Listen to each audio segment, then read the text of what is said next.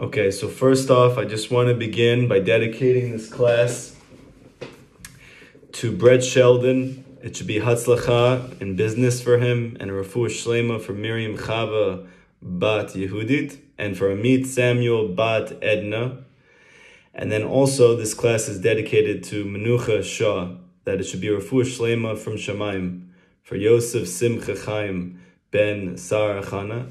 And if anybody in the future wants to dedicate this class to a loved one, or someone who has passed away that you want to leave the neshama for, so please reach out to me either through tzionbresla@gmail.com, Rabbi Kalmus @gmail.com. If you know my phone number, never call or text me. And I'm just kidding. Just text me your name and who you want to dedicate it to, and we're going to put it up for you, okay? This is a very big zchut. There was once, I think it was who was it? The Baba Sali, one of his children's children. After his father passed away, he had a deal with his father that when he got up to Shemayim, after he passed on, he was in Gan Eden, he would tell his son where he's learning there. Because we know, according to the Zohar, there's actually yeshivas in Shemayim. And the greatest tzaddikim who ever lived are teaching the Jewish people even after this world is done. And depending on the level and the zchut of the person and what they achieved in this world, they get to learn from a certain tzaddik. So when the Baba Sali's son passed away and his grandson had a dream, and his father came to him soon after he passed on, and he said, "So, Abba, where are you learning from? What's going on over there?" So he told him, "You're not going to believe it. Every person here is learning from one person. Everyone here is learning from one tzaddik, Rabbi Nachman of Breslov." Okay, so all of this is to say, that's a true story. All of this is to say that we don't even realize how fortunate we are, how lucky we are. And for sure, to do something in the memory of a loved one or for the healing of a friend. You know, I'll just be honest with you. The last class that we did, the person who did it for Refuah Shlema for somebody in their family, right after the class was over, like an hour or two later, she texted the group saying that that person had a Refuah Shlema. So this is the real deal. We're not joking around over here, okay? So let's begin. What we're going to do now is we're actually, Bezrat Hashem, going to complete the beginning of the Lost Princess. And the next time when we meet after Shavuot, we're going to start to learn about the hero in the story, the Mishneh Melech, the second to the king. But let's finish what we started, that we're now 7 or 8 weeks in. And hopefully we're going to have a beautiful culmination, and this will be like a mini Shavuot before Shavuot. You know, like in order to get to the bar with your friends, you got to take a shot first just to relax a little bit. So hopefully this will be like the little shot to the bar to Shavuot. What does it mean that the king, spoke out? It came out from his mouth. He threw out from his mouth speech. Meaning what? That the princess should be sent to the place of no good. This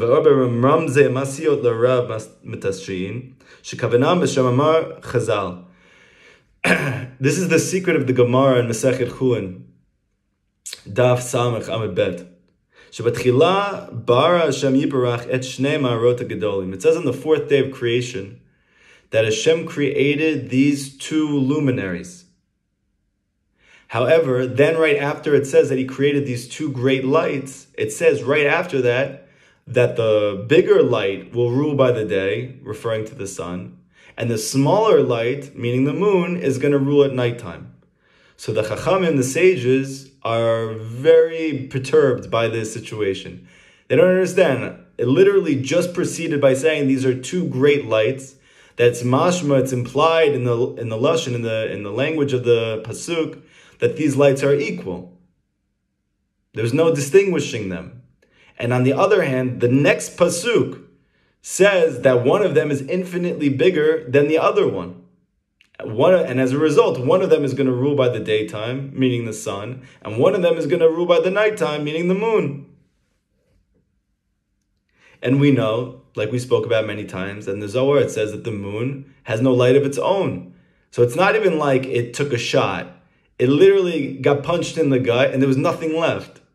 How did it go from us being equals, or like these peers being on the same footing, to one of them continuing that light, continuing that expression of itself, and the other one, mamish, loses itself completely?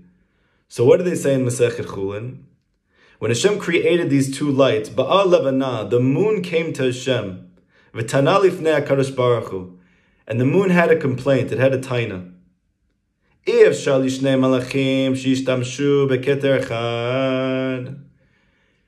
impossible for two kings to wear one crown. How can it be that me, the moon, and the sun are the same exact size? Because we know that light, or, is the concept of God consciousness. How can it be that the sun and the moon, what we're going to learn in a moment, is das and amunah, the knowledge of God and the faith of God, the felt conscious experience of Hashem, this being das, or the sun, and faith, belief in Hashem without understanding, they could possess the same amount of clarity. You guys hear what I just said? In the beginning of creation, the sun and the moon, meaning das and amunah, they held on to the same amount of light. Nowadays, we feel and experience that when we get das, when we learn a lesson in Likutei Moharan, when we learn Tzipuri Masiot, when we learn something very deep, or when we have Hashgacha Pratit, some divine providence that happens in our life, I pray for something and I mamish experience it happening. I'm really desperately in need of something, and I say it, then all of a sudden it's right there. So that's das. I mamish see, I know Hashem's there, I experience it. How does that make you feel? Amazing. That's the sun. It's clarity. Hashem's real. I didn't just invest 5 to 10 years of my life in this fairy tale for no reason. It's a real thing. But then on the other hand, there are more times that I'm just running up a mountain. I feel like I'm going upstream all the time. I don't actually see the fruit of my labor. However, it was in the beginning of creation, both of these experiences, whether it was through conscious understanding or through belief without conscious understanding, would lead you to the same exact experience. Simcha mamish, joy. And all of a sudden the moon, meaning Amunah, comes up to Hashem and says, but there can't be two kings that wear one crown. Meaning it can't be that both of us lead to experiencing you, Hashem. Hashem says, you're right. You know what you need to do now? Go minimize yourself. Go make yourself deficient. Go lose yourself. Not like in the way that Eminem said it, but in the most painful way possible. That you should mamish lose yourself. I don't understand. The moon comes up and says something that's true. How can two kings have one crown? And on the other hand, Hashem's saying, you're right. So you, now that you said that, go make yourself like nothing. Kisheni marot chama v'levana. These two illuminants, the sun and the moon, hem bechinat banim ubat. They are the concept of what we learned in the beginning of this story of the 6 sons and the 1 daughter. That the 6 sons represent the sun, and the daughter, Emunah, represents the moon. Do you see all those linguistic connections we just made?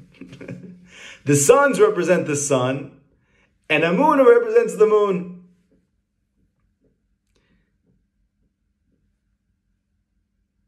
The concept of conscious, experienced, felt sense of Hashem's love and kindness in my life, that's das. And Amunah, the belief in that even when I don't experience that. Because like it says in the first lesson of Likutei Moharan, that seichel, God consciousness, is the bechina of the sun. Because the sun creates clarity for a person. It gives people purpose. It gives you life force. It gives you joy. That's the whole essence of clarity. This is the beauty of clarity. There's nothing greater than clarity. The Chachamim say that there's no joy like the expulsion of a doubt. That you have a safek, you have a doubt, and all of a sudden that doubt explodes, it's gone. It gets melted away, and it's replaced with clarity. The Chachamim say there's no joy in the world like this. Now, I'm sure you can all imagine whatever you're all personally anxious about right now in your own personal life. Imagine in one moment you see the good behind all of it. And it's an unbelievable good. Like you can't fathom this good. What type of joy you would have from that? It would be the most unbelievable joy. How long have you been struggling with this thing? 6 months, a year, 2 years, 18 years, 30 years, 60 years. And all of a sudden in one moment, you see the greater purpose behind it. The joy that comes from that, to the degree that you struggled with that thing, to that degree the Simcha is greater. So we see that the greatest barrier to joy is simply doubt. But the sun is not the place of doubt. Das is the place of clarity. And that's the reason it rules by daytime. Shehu me'ir adam kamo shemesh, because it illuminates to a person just like the sun. Umezeh adam sharui b'mochin degadlut, and in this a person, it's fitting for him to experience mochin degadlut, the expansion of consciousness. Rabbi Nachman once said that the reason why people do not connect to Hashem, they don't keep the mitzvot, is not because they don't want the burden, it's not because they don't want the responsibility, it's not because it's too much. It's none of these things that people attribute it to, even rabbis. Rabbi Nachman says there's one reason why Jewish people do not want to be close to Hashem. Because they're not happy, he says. Because they're not happy. What does joy have to do with wanting to be close to Hashem? Because Rabbi Nachman explains that the mind is trapped by sadness. And it's only once a person experiences joy that, so to speak, the shackles of doubt and fear and anxiety and sadness becomes released, and the mind can actually think for itself. Just like lahavdil, or like, as a comparison, mashal, is that when you feel, let's say, a little bit of sadness, you'll notice that you can't think clearly. It's literally one of the symptoms when you go to a therapist and they're checking off the list, does he have 6 of 10 symptoms? One of those symptoms is, are they thinking clearly? And if they're not, this is a sign that they're depressed. Because the ability to think your own thoughts, Rabbi Nachman machaven to psychology 250 years prior, that the ability for your mind to be free to think as you please, it's bound up with joy. And this is why Rabbi Nachman says it's a mitzvah gedolah to be happy always, not because he was the first hippie in history. It wasn't because he machaven to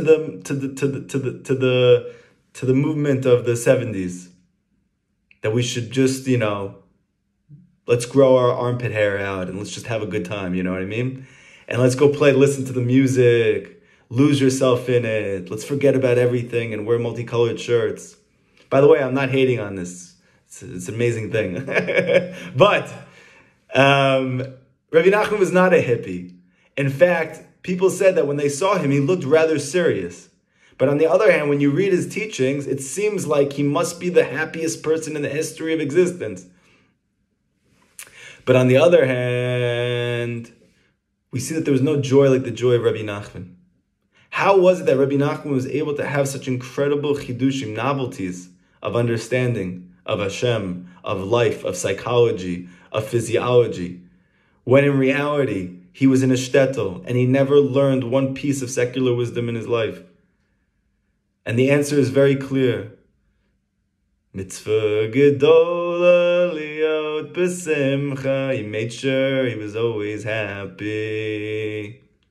He did whatever he needed to do at all times to be happy, not because he inherently just wanted to feel pleasure, but because he understood that his mind, the automatic, natural state of the human mind, is that it's sunk and trapped. The only way to free the prisoner, meaning the mind, is through joy, is through simcha. Now all of a sudden you understand as well that, let's say for instance, you're learning something, and prior to learning, you'll notice that the Chachamim, the sages, say it's a good thing to joke around when you're learning. Why is it a good thing to joke around? It doesn't seem like the sages were the funnest people in the world, right? It doesn't seem like these are the guys, like you want to invite to the bar. But on the other hand, they say it's a beautiful, amazing thing that you should make a joke to start the class. Why? Because before you do so, that person can't even understand what you're about to say. But as soon as you make a joke and the person experiences joy, just for a moment, now the mind is free. And now I'm going to teach you something very deep, and you're going to be able to understand and appreciate and experience it. So this is the beauty of joy. Simcha releases the mind. Like it says in the Zohar, that Chochmah and Bina are two lovers that never depart. And we know that according to Kabbalah, Simcha comes from Bina, and the power of the mind comes from Chochmah. Meaning that my thoughts are only free and liberated with joy. When I have joy, I'm also going to find my actual thoughts. But as long as I'm not happy, then I can't actually use my mind. Why? Because these are two lovers that never depart. It's a very deep thing that we're saying. It was kedai for you to hear this just for this one thing. Think to yourself, if I'm not happy, am I thinking real thoughts? No. So should I be busy meditating on them? No. I should be fighting for joy. What does it mean to fight for joy? Whatever it takes, Rabbi Nachman says. Even if it means calling your friend and saying stupid, silly things, do it. If it's going to bring you to joy, do it. Why? Because you cannot think clearly as long as you're not happy. And this is why Rabbi Nachman did not allow a person to sulk. He didn't empower a person to embellish in the experience of sadness.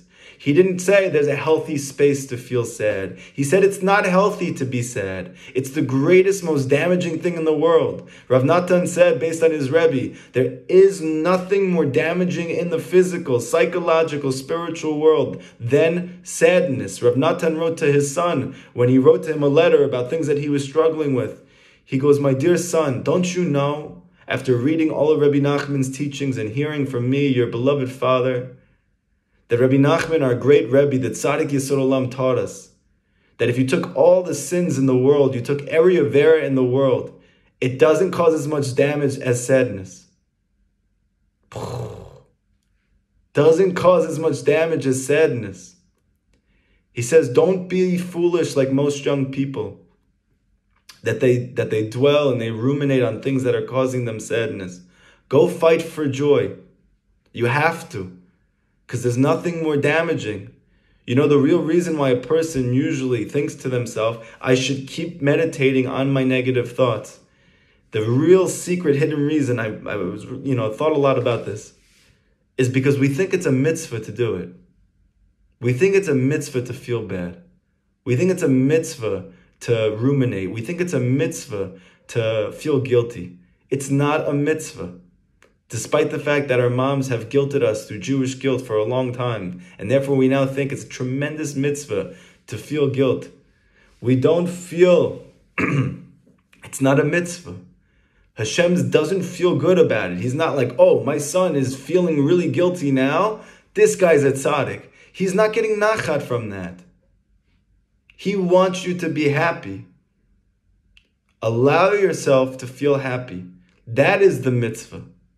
It's a mitzvah to be happy. The pasuk in the Torah says, serve me with simcha, with joy.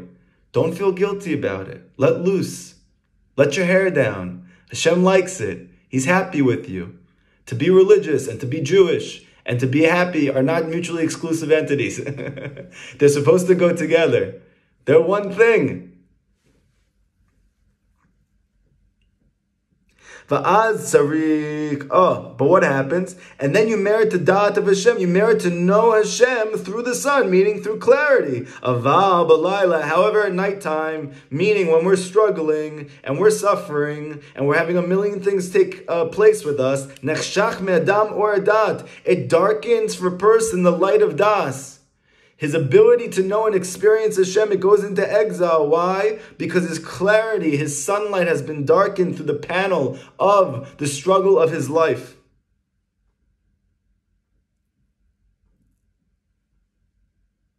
V'nofel akatnu tamochin.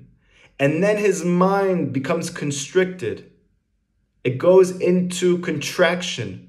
He's not able to think his own thoughts. He's not able to stop ruminating. He's not able to remove his lower anxieties and fears. He goes into a state of katnut. And now, says the moon, it's time to strengthen yourself with faith, because the light of the nighttime is the light of Amunah. It's not time now to know and to understand, because that's during the daytime. That's when you can understand. That's when things are going well from you. That's why Rabbi Nachman says in the first lesson, that's the time to go look, find the wisdom, the godliness, the understanding which is permeating reality. But when you're struggling, it's nighttime now. And now after the moon shrunk, the only way to be able to experience light at nighttime is to shrink your consciousness. Or as Rav Natan says, quite blankly, take your mind and throw it out. And strengthen yourself in Amunah. Not because Rabbi Nachman is the greatest proponent and advocate of mindlessness, but because Rabbi Nachman understands that the only ability to perceive the light of Hashem, to perceive clarity at nighttime, is paradoxically through nullifying all your understanding when you're struggling. And to believe that what's going on is good, even though you don't see or understand how that is. Rabbi, Mordechai is waiting, and he says in the chat. Thank you so much. Appreciate it.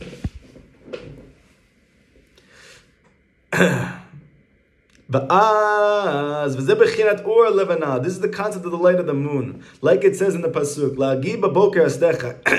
to speak of your kindness in the morning, meaning this is a time of clarity. And at nighttime, it's Amunah. The light of nighttime is Amunah, meaning the light of the night is to have no light. To allow yourself to experience having no light and to believe it's good even though you don't understand how. Before Shabbat, I got a few texts from some students and from friends. Very disturbing. Very disturbing. It was a very hard way to go into Shabbat. I could feel the albatross that was hanging on these people's necks. I could feel the pain that was in their hearts. I'm not going to get too graphic, but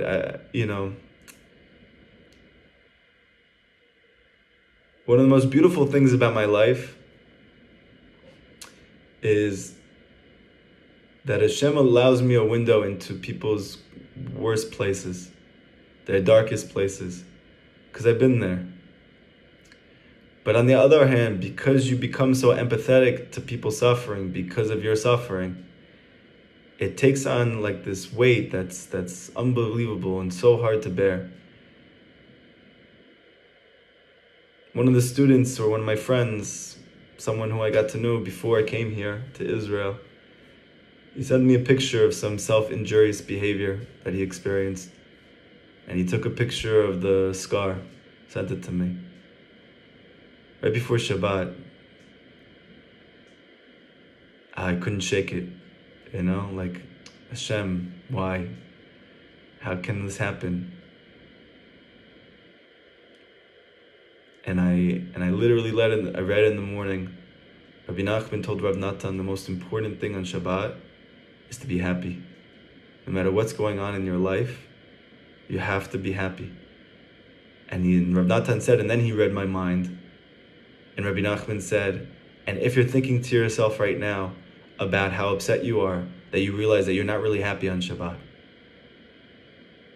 then you have to force yourself to be happy. Start over and just be happy now.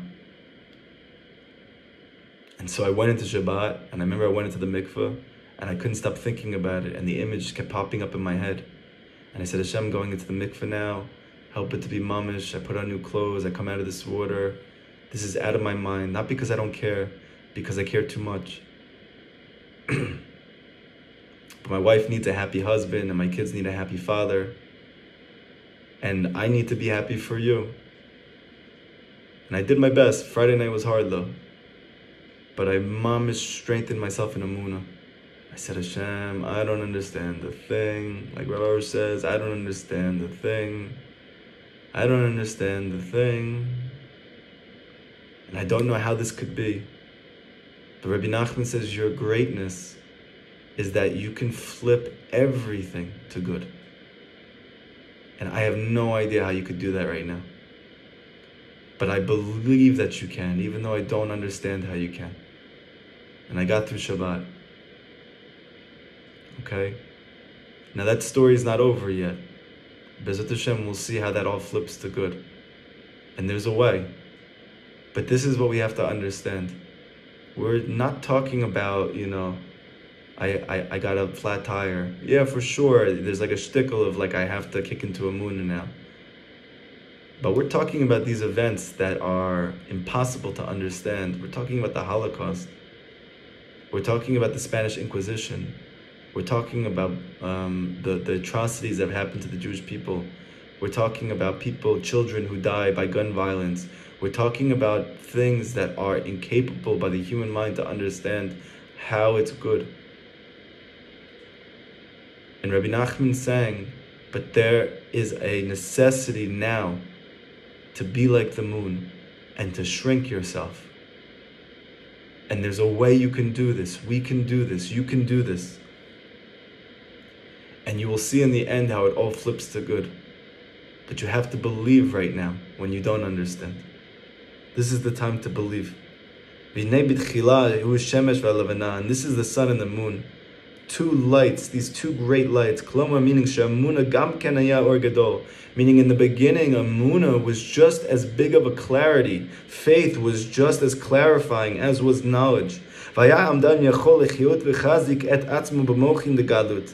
And a person is able to enliven himself and strengthen himself with expanded consciousness with Amunah alone. That's how it was created. That in the beginning we can literally experience anything and believe that this is good and have that same geschmack, happiness, joy, pleasure, ecstasy as when I actually see it.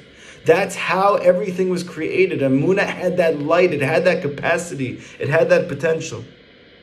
But then the moon complained to Hashem, how can it be that I bring you to that same space as the sun?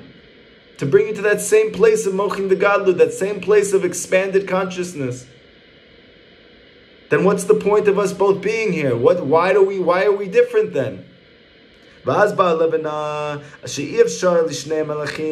can't wear one crown. There's no difference between us. Except for the fact that this is das, this is not knowing Hashem, and this is believing in Hashem. But we come to the same exact result, so what's the point of two different entities? But Hashem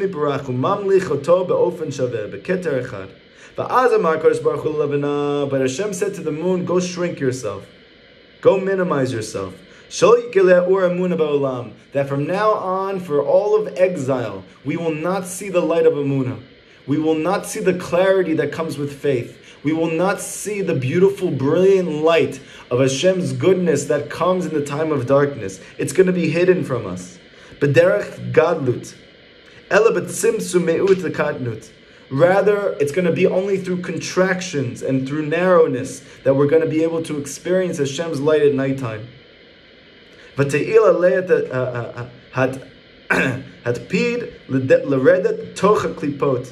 Hashem sent Amunah on a mission to descend into the klipot, and to lift up all of the sparks of godliness that are trapped down there. And within these klipot received the strength to strengthen itself on a person because Hashem shrunk the moon. Because the moon said, how can we both have one crown? And if we go back in this story, what happens in this story? At nighttime, the king went to the bedroom to see where his daughter was. Uvaboker lo yaduachen hi. And it says by morning time he didn't know where she was. Hainu, meaning Shabalayla Yarda Malchut. By nighttime, the Malchut descended into the Klipot when the king said that the no good one should take you away. But we're understanding now that it wasn't a punishment. The king was saying, this is your mission. Go to the place of no good because I love you so much, because I believe in you so much, because there's a light that only you can offer to people in that space. That knowledge of me cannot bring a person to joy in the darkness. It's only faith in me that can bring a person to the place of joy in the darkness. I'm sending you to the darkness. I'm sending you to nighttime. Uvaboker lo chazra lemikomo, and the king did not see her by daytime. So Rabbi Nachman is bringing out through this lashon of going to visit the daughter at nighttime, not seeing her in the room, and then by daytime not knowing where she was, because the Shekhinah is in exile now. And you cannot find faith by the daytime now. You can now only find the princess at nighttime. You can only achieve healing through darkness. This is the paradox of the world now. The only way to experience the lost princess is by becoming lost. Whereas previous to this, the only way that a person can experience Hashem was through conscious, felt knowledge, perception.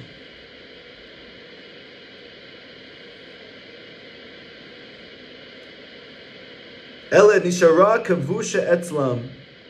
Rather, now the princess remains trapped there. Kikablu klipot koach likvush et adam etzlam.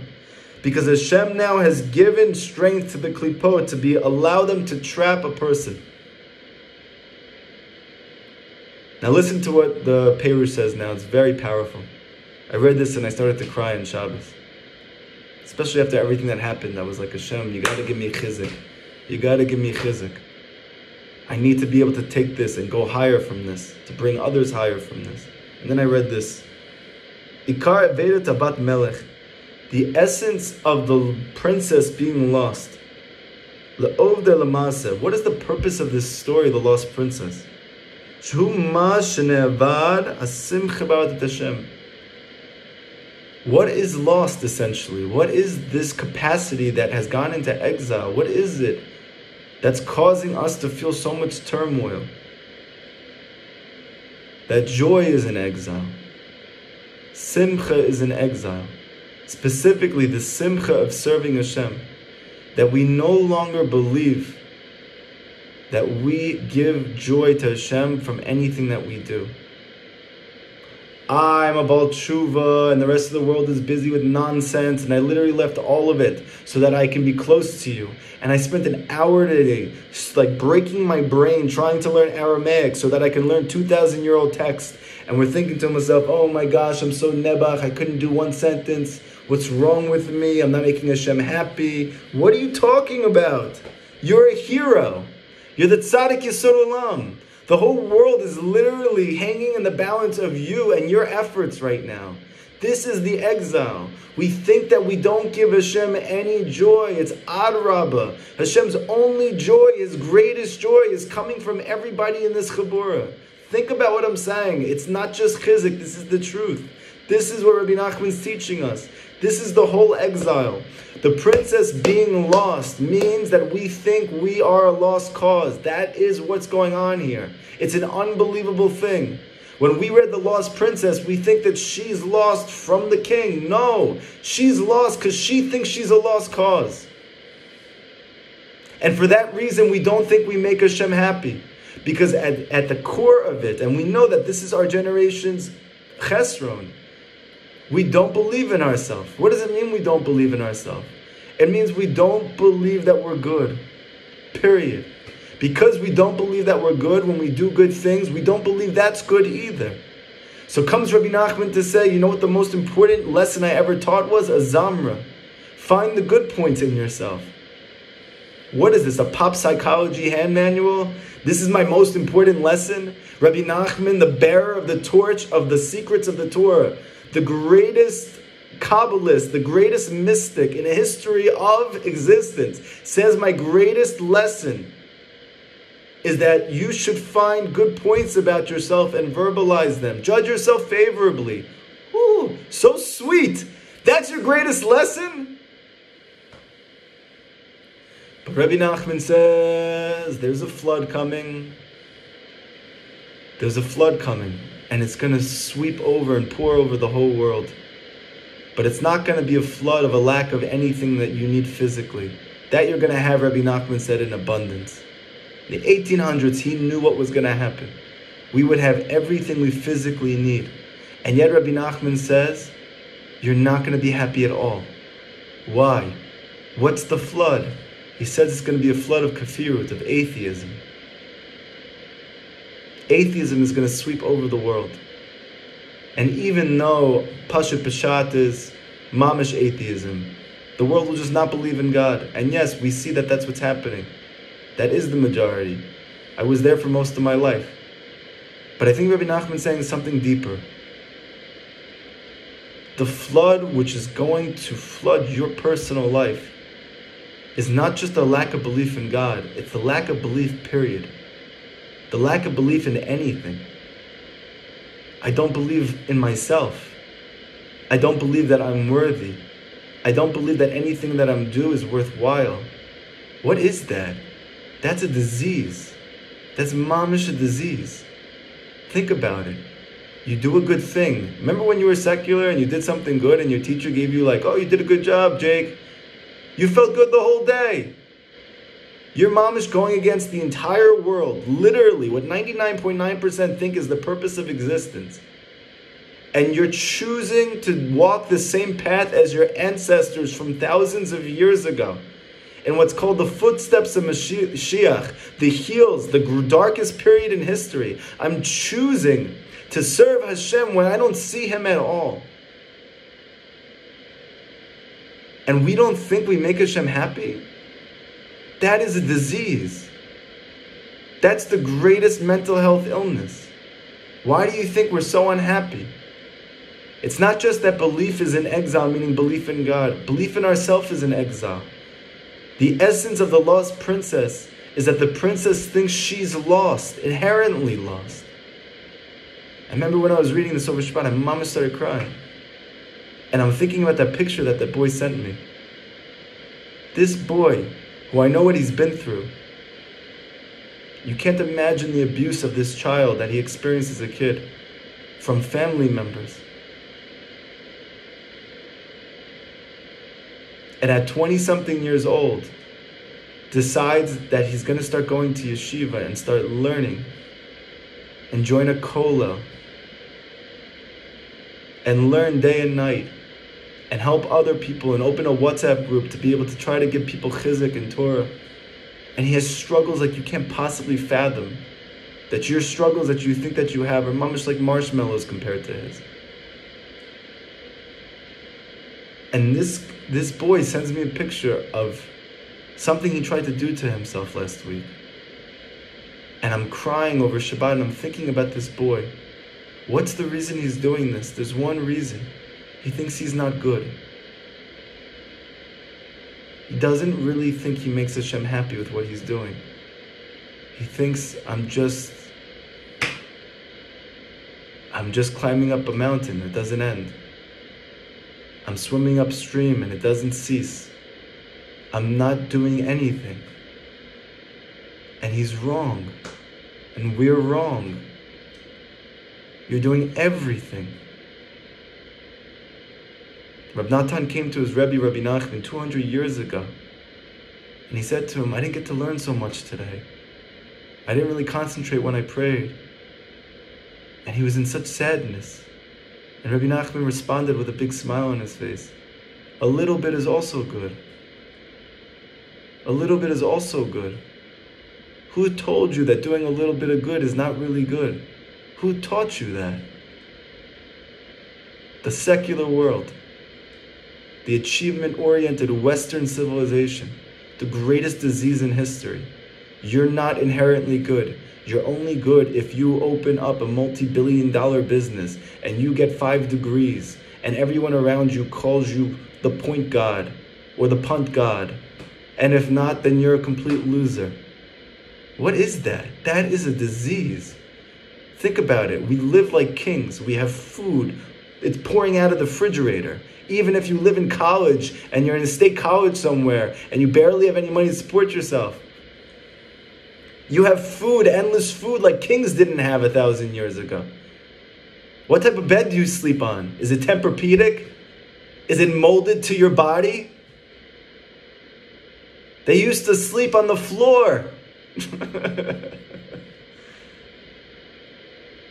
Water, they had to go to a place. They had to go travel through time and space to find water.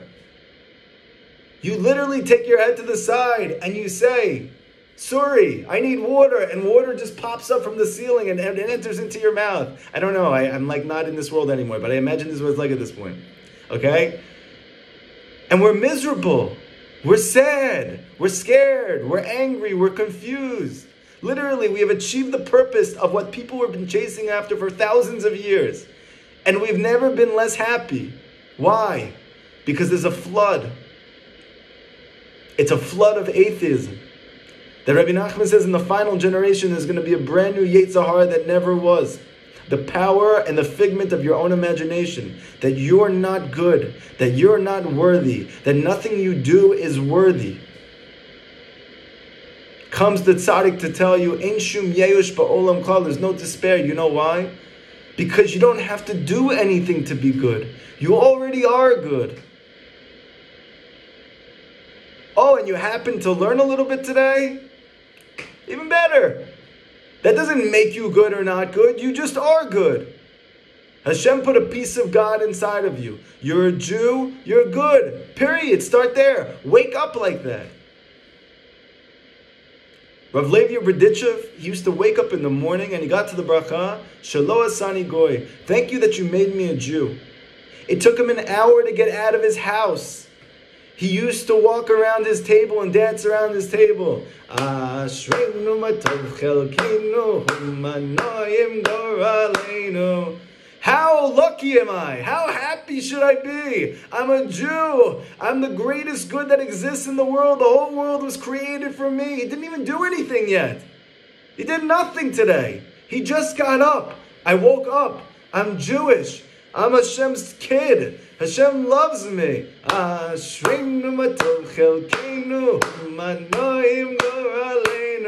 He's happy. He didn't learn all of Shas today. He didn't pray nates today. He didn't do chatzot yet today. He didn't go to the mikveh yet today. He didn't do all of these avodas. He just woke up. He woke up. I have reason to be happy. Rabbi Nachman has a story that's not part of the 13 stories, but it's an ad. Bezrat Hashem, we'll get there when we get there. Called The Sad Tzaddik. My gosh, when I read this story the first time, I was like, oh my gosh, this is my biography. It was written about me. That there's this person, he literally does everything he can at every moment to try his best to try to be a tzaddik, to try to do what Hashem wants. And yet he's sad. And with every step that he moves closer to Hashem and he tries harder, he's sadder and sadder and sadder and sadder. But he's a tzaddik. Until one day, he wakes up in pain. He can't continue to be a tzaddik anymore. He just can't keep going.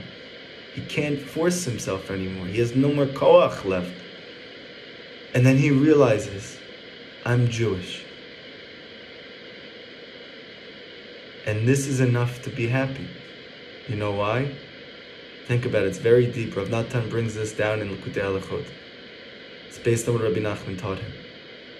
Because a person, when they have a quality, they could find the lacking in it. Right? I did a good thing, but really I had other motivations. I did a kind act, but really I was hoping that cute girl saw me do that. Yeah? I have a lot of motivations for the things that I did. I volunteered at a help center, but it's really because it makes me feel good. And we can go and find lackings in everything that we do. Rabbi Nachman says, you know what you can't find the lacking in? Something Hashem did. Hashem has no lackings. You know what Hashem did? He made you a Jew. Go find the lacking in that.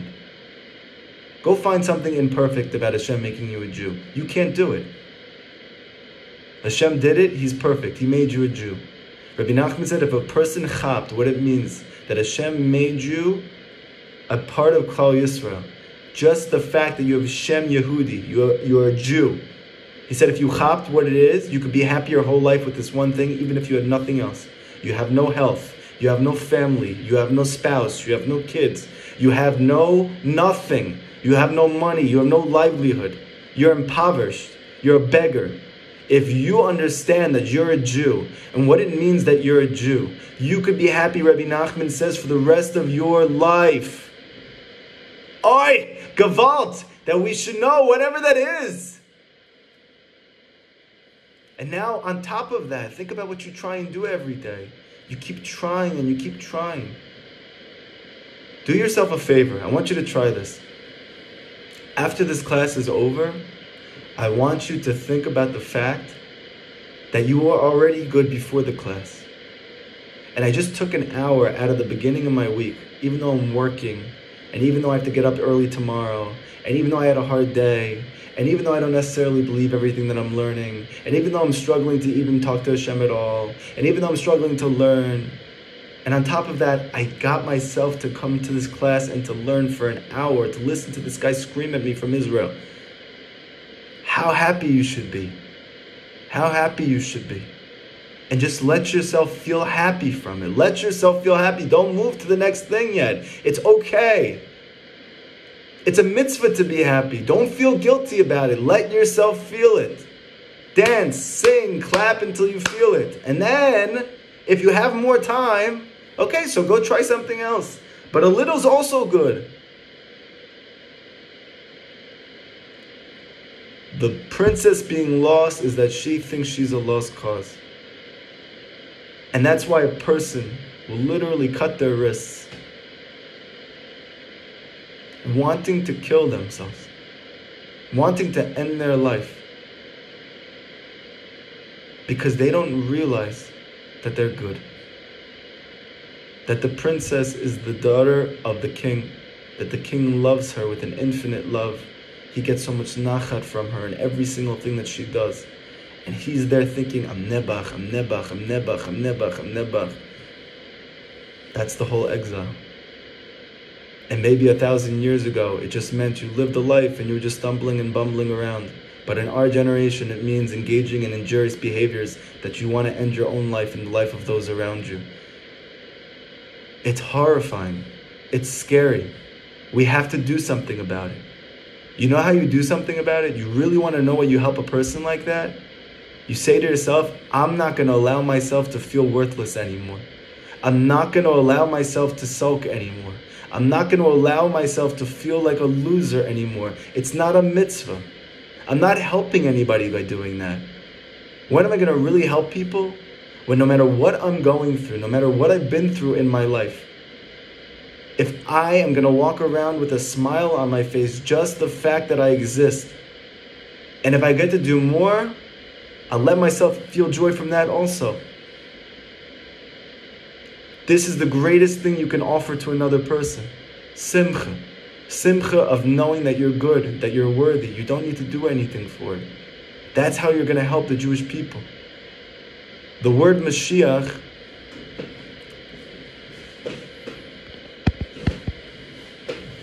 Rav Ginsburg says, if you move the letters around, it spells Yismach. He'll make happy. His whole entire inyan is going to make us happy. What is he going to do that's going to make us happy? Simply show us one thing. The princess is not lost. That's all. She is going to show you the princess was never lost.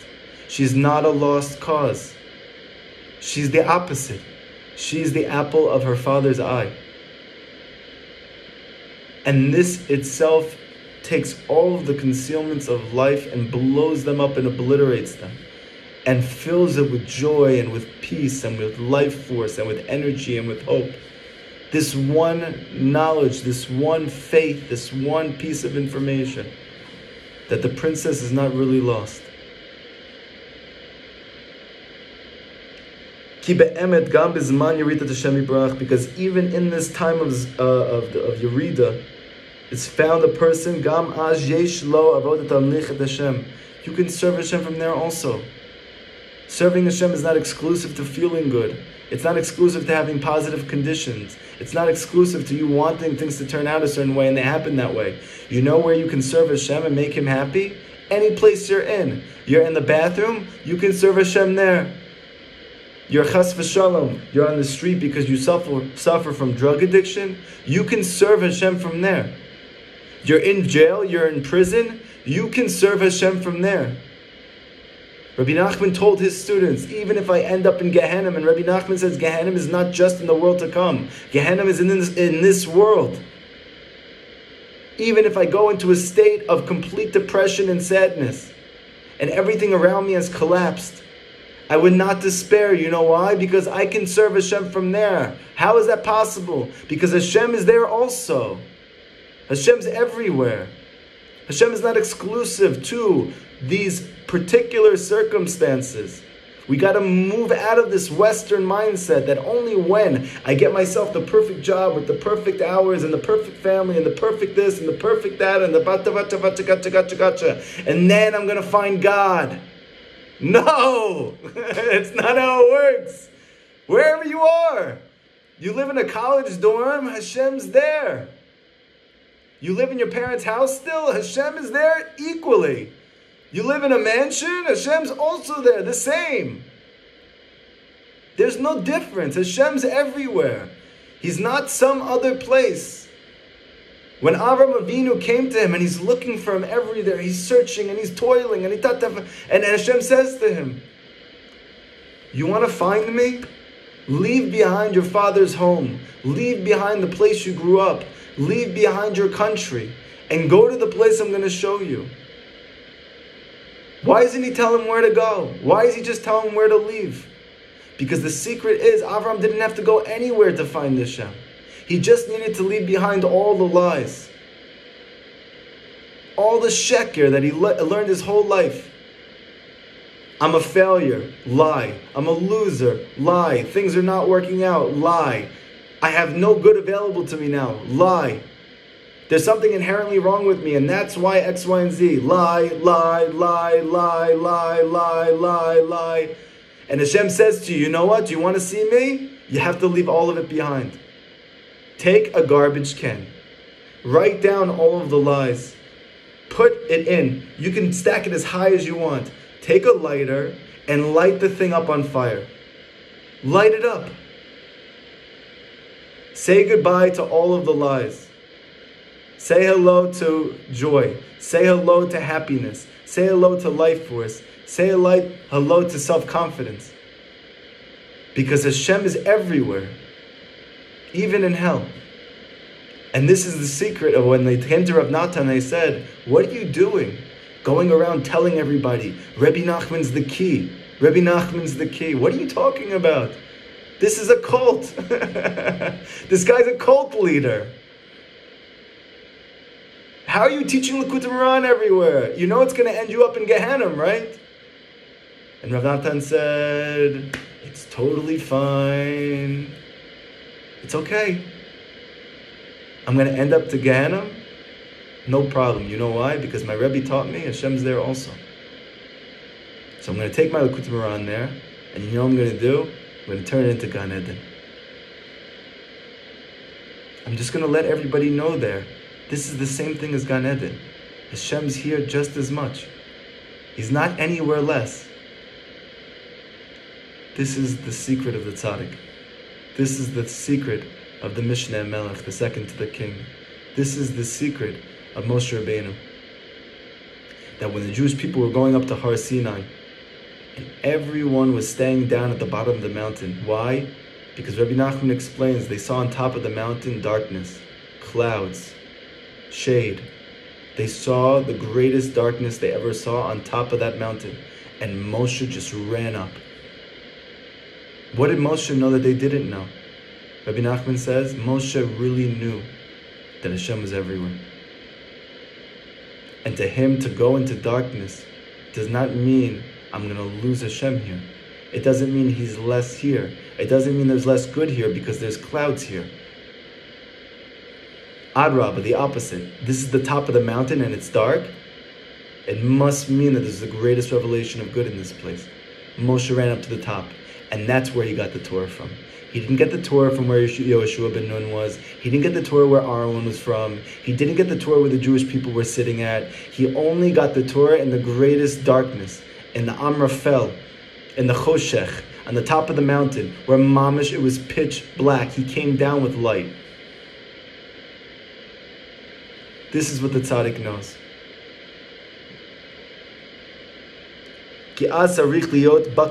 Because now we need to be expert in running and returning. Meaning, we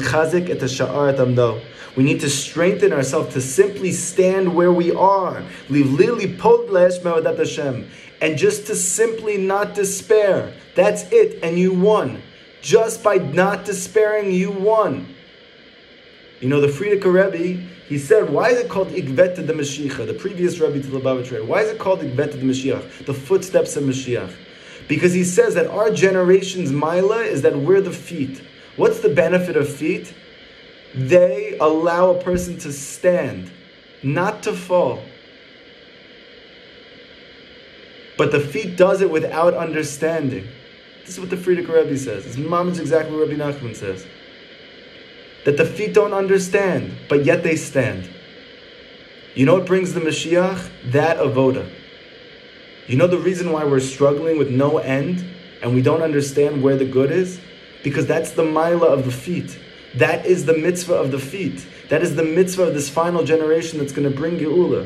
That we can simply allow ourselves, to cause ourselves, to resolute, to make that decision. I will not allow myself to go into despair. I will simply stand, even if I'm not moving anywhere.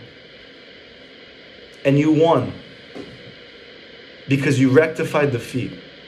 And this is the final step before Adam is complete.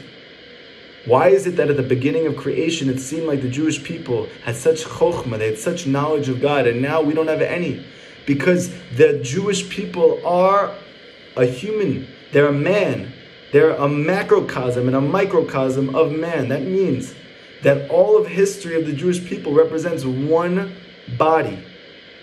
So the beginning of the Jewish experience, of the spiritual experience, was one of tremendous consciousness, clarity. But as you move down to the throat, which we know is the time of Mitzrayim, the Arizal teaches, and then you move down to the heart, which is the time of the Beit HaMikdash, and you go all the way down through the generations until you get to the feet, which is us.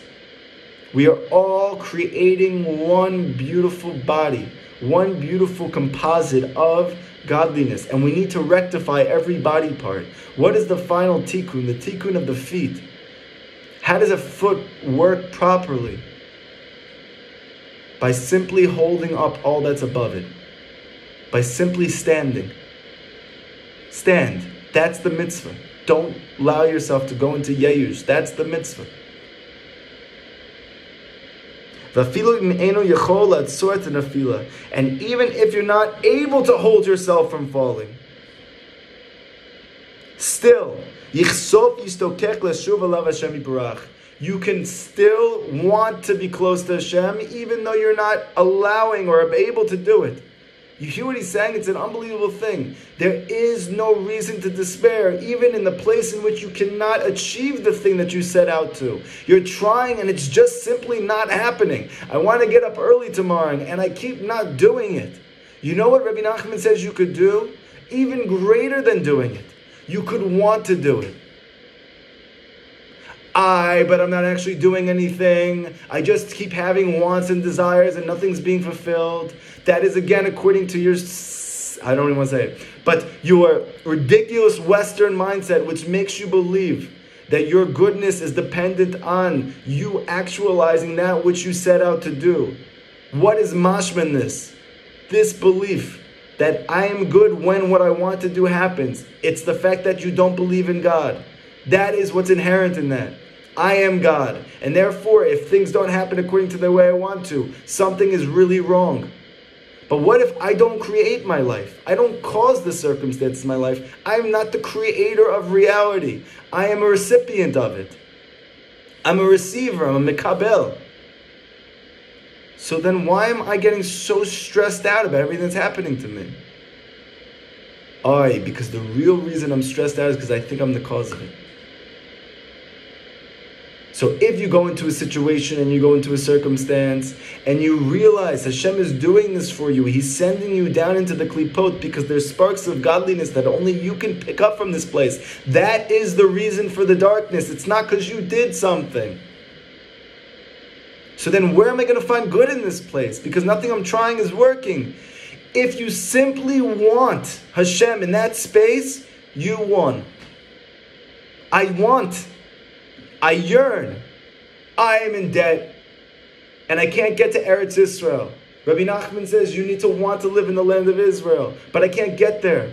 Because it's not responsible for me. Because I'm in $1,000 of debt. Because the college system tricked me into thinking that the only way I'm going to be able to live a good life is if I give this school, this multi-billion-dollar enterprise, which presents itself as the only normative way to be able to become a normal functioning human being, even though you don't actually take out anything from the school itself, and you usually don't end up with a job with the degree that you have. But we don't have an outrage. This is mamish be a stand. You know, the truck drivers, they got up and they're like, we're not driving our trucks anymore, whatever they did. I don't even know what happened over there. But we need to get up and stand and say, we're not going to give you millions and millions of dollars anymore for nothing.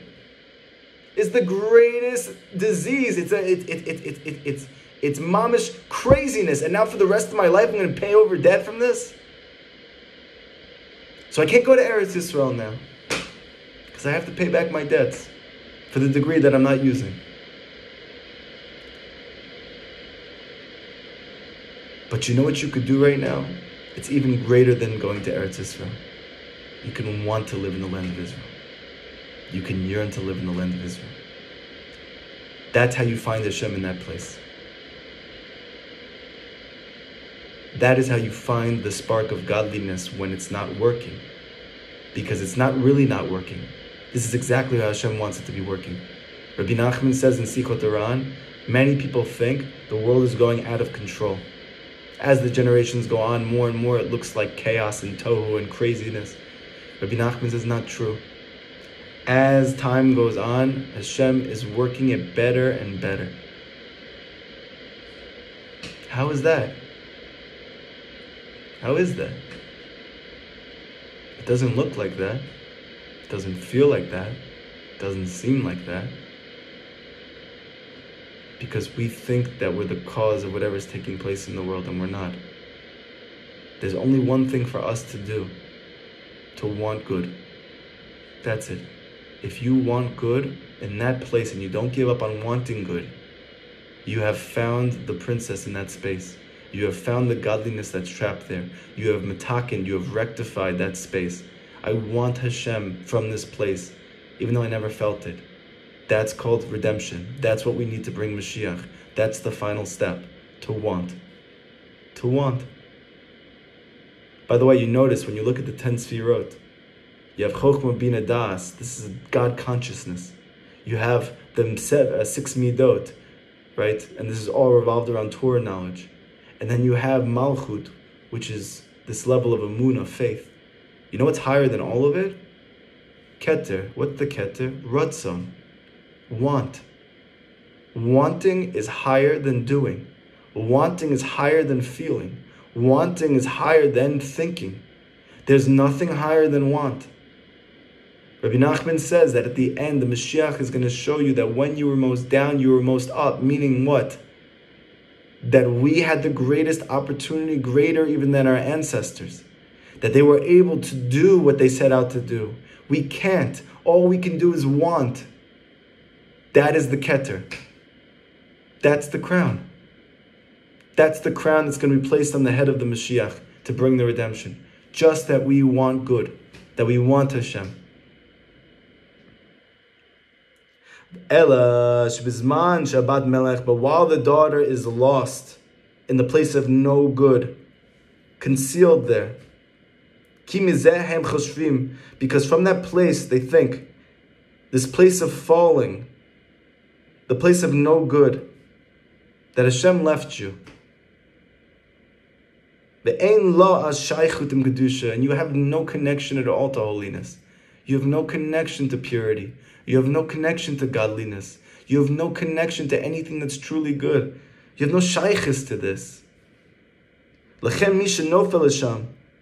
person that falls there, nishka beyeush, he is entrenched in despair, va'atzvut, and sadness, and depression.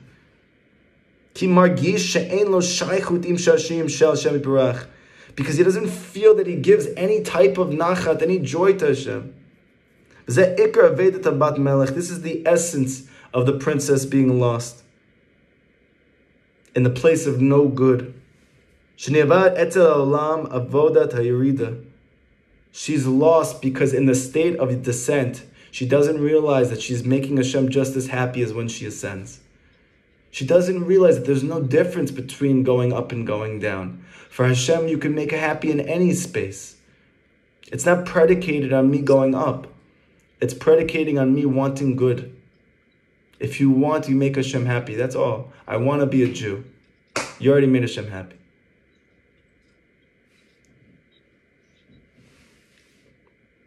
And from this comes an even greater sickness.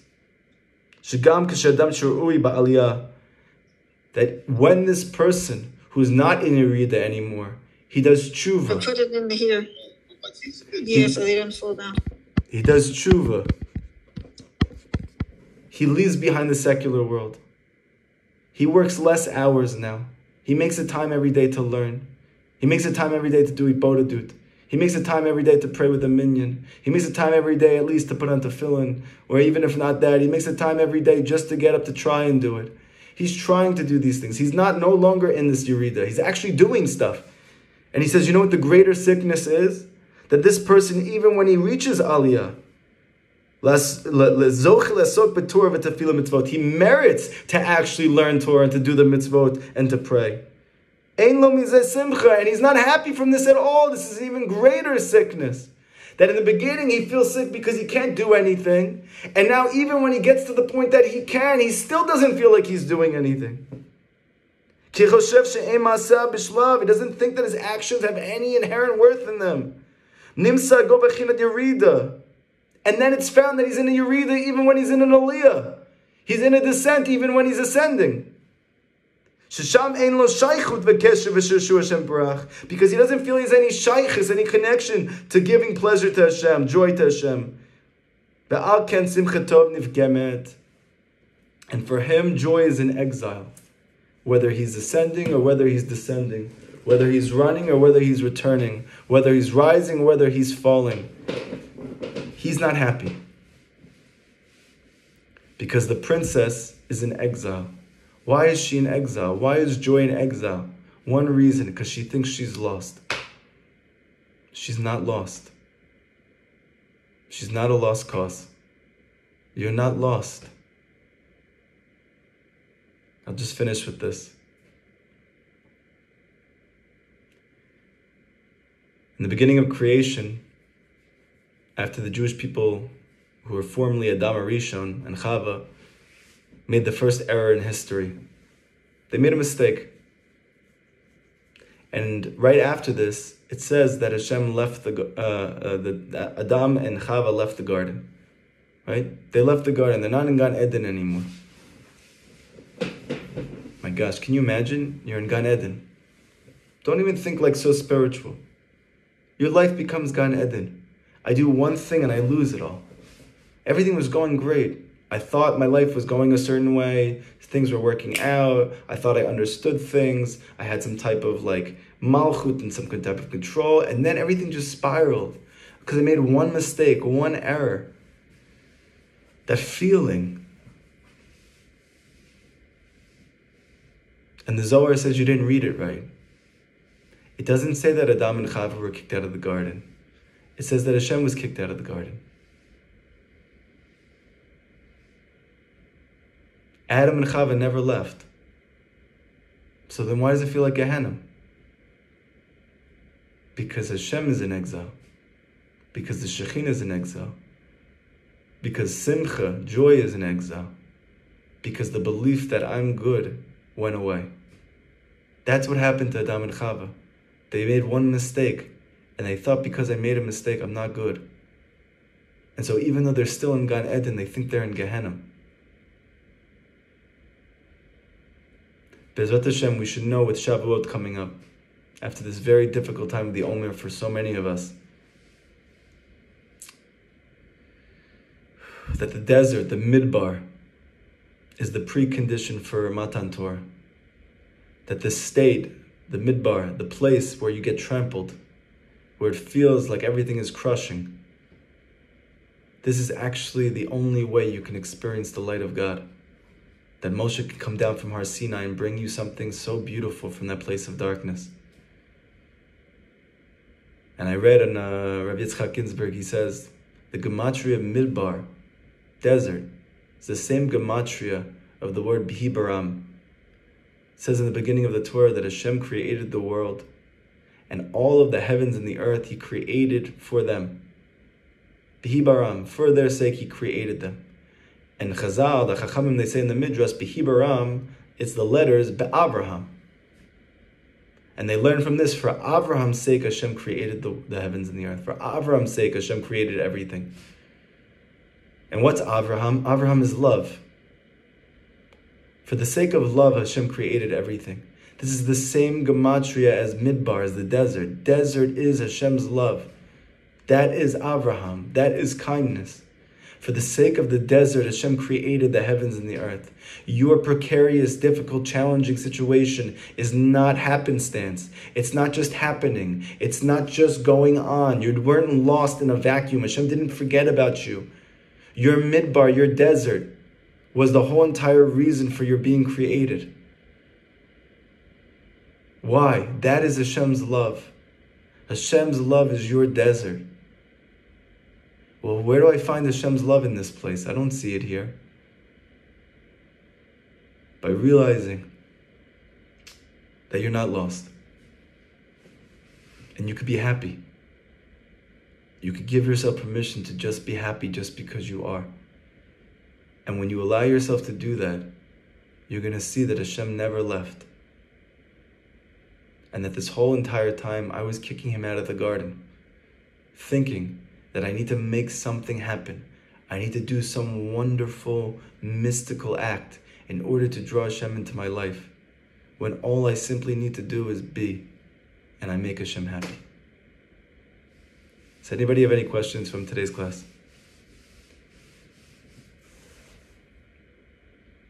I have one question. So, the one thing that you said in the beginning was that, like, no, da'as leads to simcha, right? But then you kind of flipped it. You said that simcha allows you to have da'as.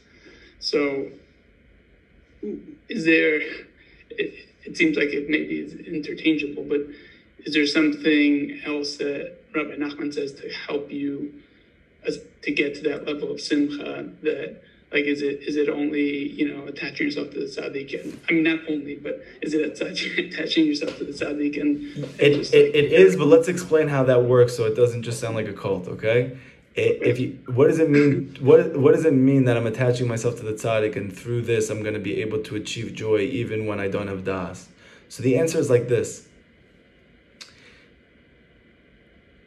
Rabbi Nachman has many pieces of advice. One piece of advice that Rabbi Nachman was emphatic by him was not to learn secular wisdom, was not to learn philosophy, was not to learn things that are contradicting the faith, the emunah that the Torah is teaching. When I don't learn secular wisdom, and I don't learn things that are contradictory to the emunah that Rabbi Nachman is trying to build into me, that the Torah is trying to teach me, that Hashem is trying to give to me, I don't create any extra barriers to that. By making that step and making progress in that step. Like, I'll just give a more basic example. Something horrible happens in the world. When I read 1,000 news articles from people who don't believe in God and are just talking about all of how the world is coming into a state of disarray, there's no good here, everything's falling apart, everything is going to be destroyed, everything is going to end, everything is broken. That's secular wisdom. There's no such thing in the Torah that things that happen don't have good in them. You say Baruch Dayan Emet when bad things happen because Hashem caused it. And even though we don't understand, it's also good. So how is it by attaching myself to a real tzaddik, I'm able to be happy even when I don't understand? Because if you replace the understanding of faith with the understanding of the secular world, then you're going to find yourself in a state of sadness.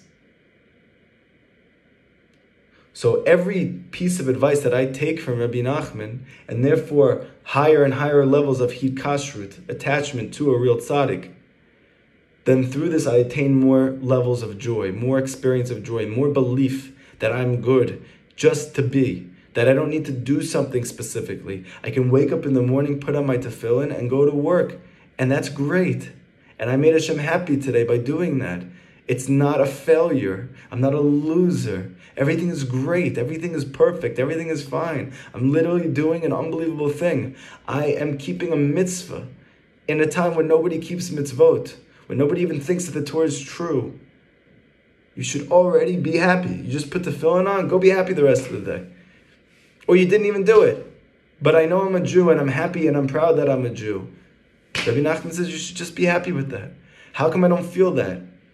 Because there's things that we're doing that's causing us not to feel and resonate with that reality. So everything that you try and take on yourself, that Rabbi Nachman says to do, every progress that you make in any piece of advice, whether it's not looking at secular wisdom, whether it's not listening to non-kosher music, whether it's acting silly in order to be happy, whether it's talking to Hashem for at least an hour a day, right? All these different pieces of advice, which seem contradictory to my life, which seem like they don't fit in. If I get myself to do them anywhere, I try to do them anyway, that's called attaching myself. And again, and if you're not able to, it's also okay, as long as you want to. If you want to, you're still attaching yourself, because you don't control your circumstances. You can only want. And if you want to, you found the good in that space also. So want to do those things, but don't want to and then you go into despair because it's not happening. Want to and feel good about the fact that you want to, even though you can't do it. And that's going to cause you joy. So everything that we learn as these classes go on, or if you're learning the Likutei Moharan class, the Likutei Halachot class, the Sichot Torah classes that we're doing on Tzion Breslev, everything that you learn, even let's say for instance this last Sichot Torah that it says, don't give a gift as a knife to a friend. Don't receive a gift as a knife from a friend, even if it's a cutting knife for Shabbat, right? When you simply take that eitzah and you don't give a knife as a gift and you don't receive a knife as a gift, even if it's weird and uncomfortable and difficult, you are now closer to Simcha, you're closer to joy. So, that's the answer. Does that make sense, Fed? Yeah, thanks. Okay. Any other questions?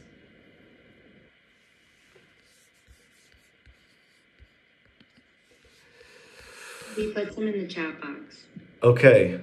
At what point in time history did the Jews of Avoda change? That we had to draw close to Hashem through hardship, the moon versus revealed ease and good. Can you give a tangible example of how a Jew would have grown close to Hashem through the moon versus through the sun? Okay. So,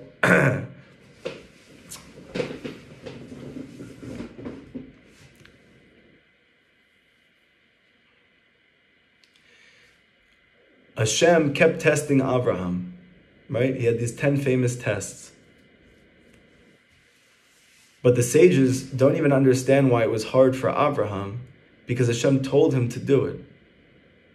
Him telling him to do it means he saw Hashem in his life. So that's the sun. Meaning he's still going through the same stuff, but he doesn't see Hashem in it. That's us now. Back then, they saw Hashem. Hashem's telling you the challenge is for this reason, and it's good for you. Or you don't know the reason, but you see that Hashem wants you to do it. You feel you resonate with that, and you go to do it. So you could be happy when you do that. Right? Yosef HaTzadik, he was in prison. But when he was in prison, the Midrash says he thought about his dad, his father's face, and he was happy. Why? Because Yaakov represents the truth, meaning he saw Hashem. And as a result of that, he was able to be happy even in prison. We, though, don't have that clarity. We in our generation don't actually experience the good that comes from our challenges. So because we don't have that felt perception of it, we don't think that Hashem is here. That's the moon. And so as a result of the moon being shrunk, so now at this point in history that we are in a moon phase, because the moon shines before the daytime. The nighttime is darkest right before daytime, meaning the exile is strongest right before the rising of the sun. So at that point, the only way to experience the good in this space and to work with my challenges right now is not to try and understand what's happening, because that is a sun experience. The only way to experience light now is through diminishing myself. Like Hashem said, go minimize yourself. Meaning take your mind and minimize it. Stop trying to understand here. That's the only way to experience the good in this place. And it's not because there is no good here, but that is actually the good. You know, we talk about the Eshet Chayil in Shabbat, this valiant woman, this woman of strength, and how all night the candles burning at night, she doesn't let the candles go out, and she's traveling far to be able to support her kids and to give her husband and her kids what they need. This amazing Jewish woman. And we know that on a deeper level, this Jewish woman is reflective of the Shekhinah, the female dimension of Hashem. That during the week, so to speak, she's in exile, right? Because she's with her children, struggling with them, suffering with them, in order to get them through the week. But on Shabbat, she's in all of her glory.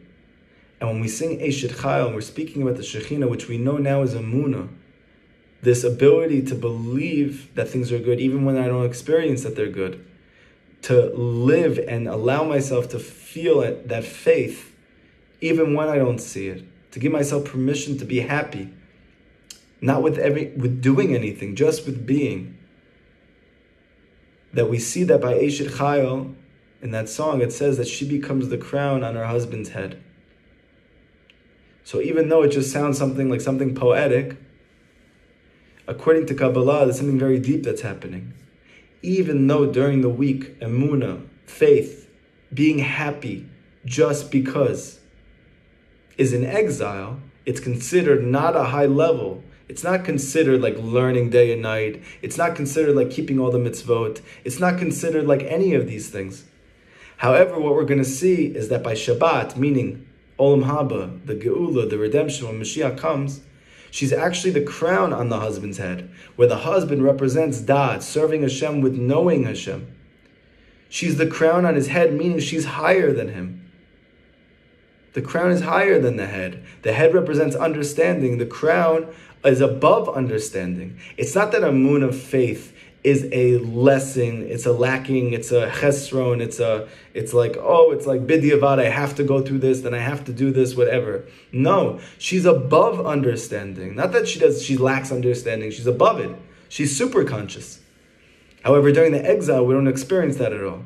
However, when Mashiach comes, we're going to see that in fact, it's a higher level of knowledge of God to believe that things are good even though I don't experience them than actually perceptively experiencing it. And this is a paradox, and this is something that we're not going to be able to tangibly feel until the Geula takes place.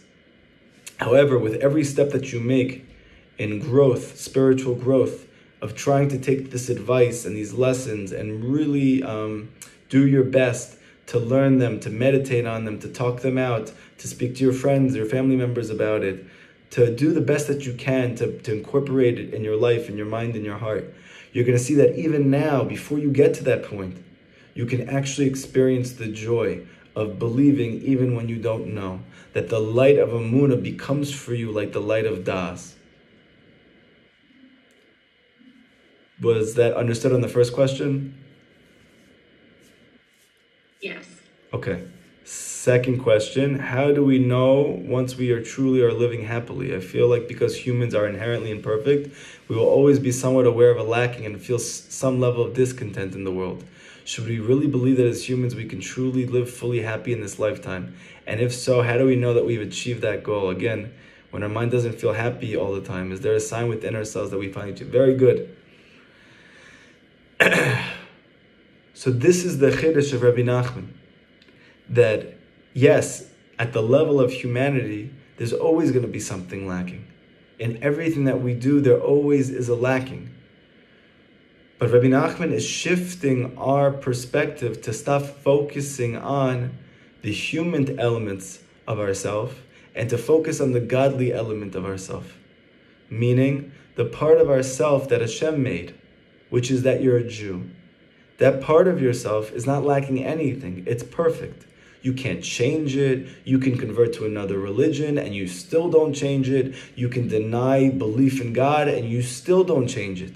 You can't do anything about this because Hashem did this. You didn't do this. And this is perfect. So what is Rabbi Nachman trying to get us to?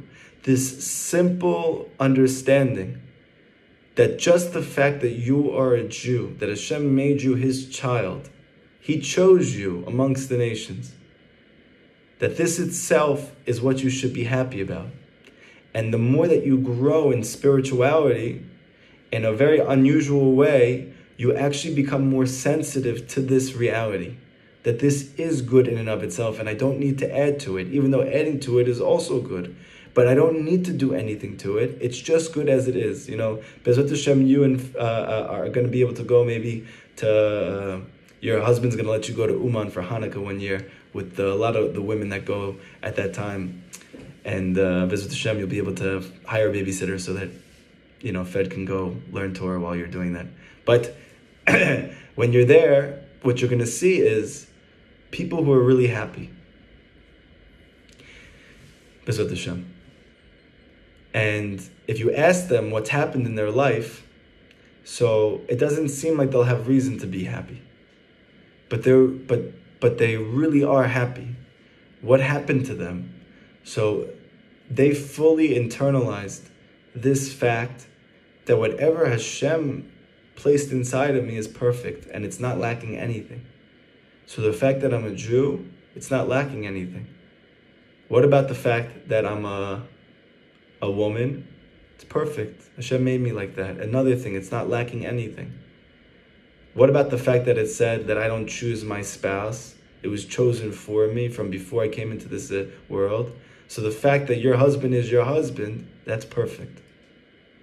What about how many kids you have? So it says that even before you come to this world, it's already decided.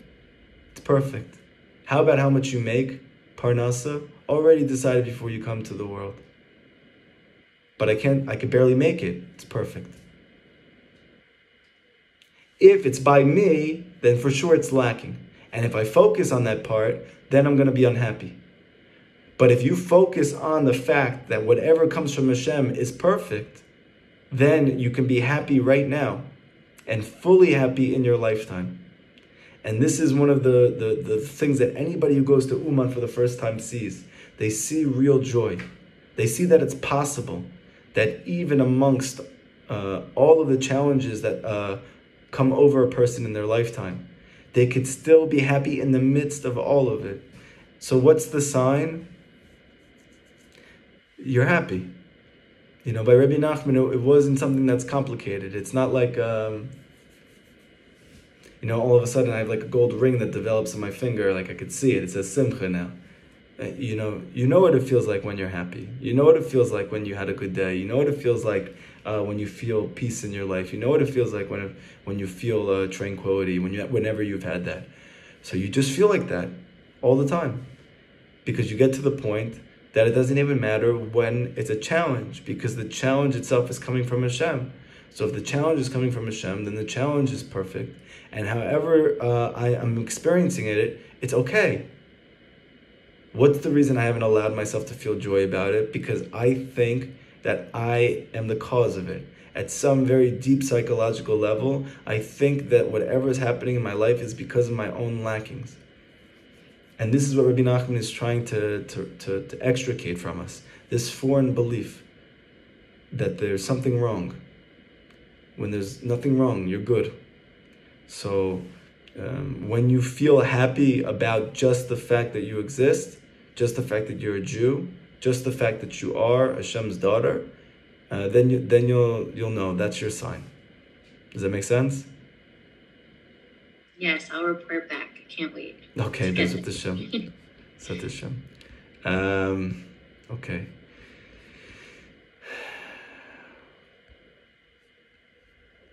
Okay.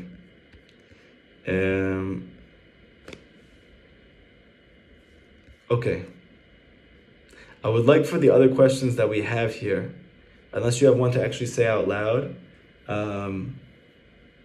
to transfer them over to the groups, the men's group and the women's chabura, and we'll answer them there. Okay? I hope everybody has an amazing Shavuot. And I want everybody to do me a big favor. Don't try and do anything then. Don't try. Just be happy. You know, it's an amazing thing. It says, why did the first Beit HaMikdash get destroyed? We know the second Beit HaMikdash was destroyed because of Sinat Chinam, baseless hatred. Okay? But the first Beit HaMikdash that was destroyed, it's not so clear. It's not so pashut. However, what the sages come out to is the fact that we didn't make the blessing before the Torah. That we were learning day and night. We were doing as many mitzvot as we can, but we didn't make the blessing on the Torah. It's hard to understand. It's really hard to fathom, first of all. Hard to fathom that the sages didn't make the blessing on the Torah. And even if they didn't, it's hard to fathom that that's enough to warrant the destruction of the Beit HaMikdash, which is the cause of all suffering in the world. Okay? But Rav Natan explains in Likutei Halachot that this is a very deep thing. What do we say when we make the blessing on the Torah? Asher barcha banu mikol hamim, that you chose us from all the nations, and you gave us your Torah from love. That's the blessing.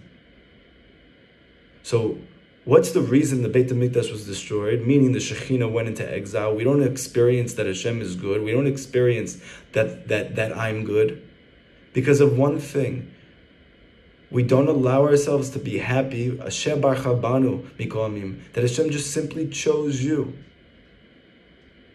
So, what is the receiving of the Torah? Allowing yourself to make that blessing and just to feel it. Get up in the morning and say, Asher barcha banu mikol hamim, that Hashem chose me, and just allow yourself to feel happy from that in Shavuot. And that is the light that's going to be the light of Mashiach. That's the Geula, that's the redemption. This is the light that the Tzaddik's trying to fill us with right now. Everybody have an amazing Chag, and Bezrat Hashem, we'll come back together afterwards.